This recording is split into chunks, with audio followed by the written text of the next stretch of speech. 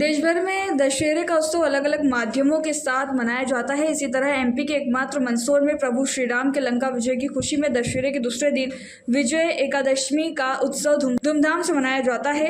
मंदसौर के नाहरगढ़ नगर में कई सालों से परंपरा अनुसार ये उत्सव मनाया जा रहा है। इस अवसर पर नगर में झिलमिलाती झांकियों का कारवां निकलता है, तो वहीं उसमें ढोल, डीजे, ताशे और अखाड़े का प्रदर्शन आकर्षण का केंद्र रहता है। नगर के समाज सेवी ओमगिरी गोस्वामी विगत 15 सालों से प्रत्येक झांकी समिति को प्रोत्साहन राशि देकर भारतीय संस्कृति और सभ्यता से ओतप्रोत इस परंपरा को अनवरत जारी रखने में सहयोग बनते हैं। शुक्रवार को विजय एकादशी के इस उत्सव को लेकर लोगों में खासा उत्साह नजर आया। जगह जगह इन झांकियों का स्वागत और लोगों के लिए स्वल्पाहार के स्टॉल सजाए गए। देर शाम शुरू हुआ ये चल समारोह अल सुबह तक निकला। भारत का ब्लॉक बाबजी एएससी ब्लॉक, मजबूती ऐसी स्टील जैसी, ना रेती ना सीमेंट ना तराई की है झंझट।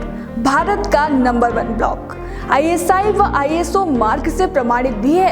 एमपी राजस्थान का सबसे अत्याधुनिक प्लांट। अगर आप भी चाहते हैं बाबजी एएससी ब्लॉक मंगवाना तो आज ही संपर्क करें। Jhanjharwada industrial area, Neemuch, Madhya Pradesh. Contact number screen पर मेंशन है, जल्दी संपर्क करें। क्या निकाला ये थी, कई सालों से हमारे यहाँ एक परंपरा चली आ रही थी जो धीरे धीरे विलुप्त हो रही थी। फिर हम नाहरगढ़ के युवा साथियों ने इसका जिम्मा उठाया और इस परंपरा को जीवित रखने में पूरा नाहरगढ़ नगर सहयोग करता है और हर व्यक्ति बढ़ चढ़ के इसमें हिस्सा लेता है।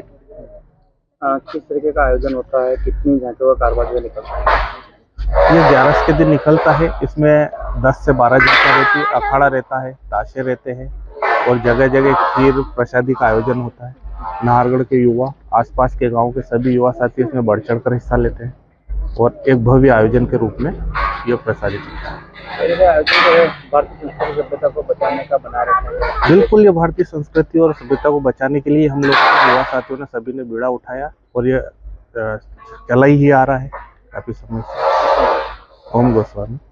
सबसे पहले तो मैं विजय एकादशी की बहुत बहुत बधाई सभी को देती हूँ जो भी मुझे सुन रहे हैं। काफ़ी हर्ष का विषय है कि विजय एकादशी के दिन नाहरगढ़ में झांकियाँ यहाँ पे निकलती हैं। जैसा आप सभी को विदित है, विजय एकादशी हम इसलिए मनाते हैं क्योंकि प्रभु श्री राम ने बुराई का अंत किया था, रावण का वध किया था और सीता जी को ससम्मान वो लेके आए थे। वो परंपरा निभाई जाती है और वो खुशी जो है वो गांव के सभी लोगों में देखने को मिलती है।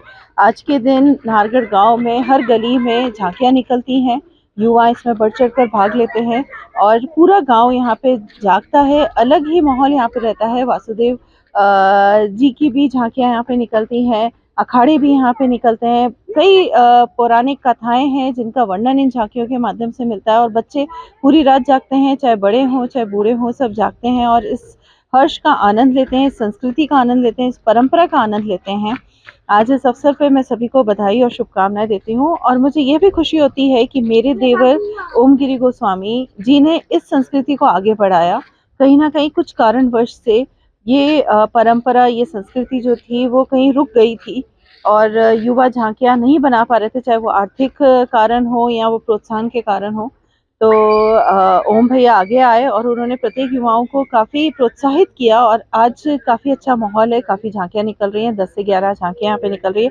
मैं सभी से भी आग्रह करूँगी कि विजय एकादशी के दिन आप नाहरगढ़ पधारें और इस उत्सव का आनंद लें।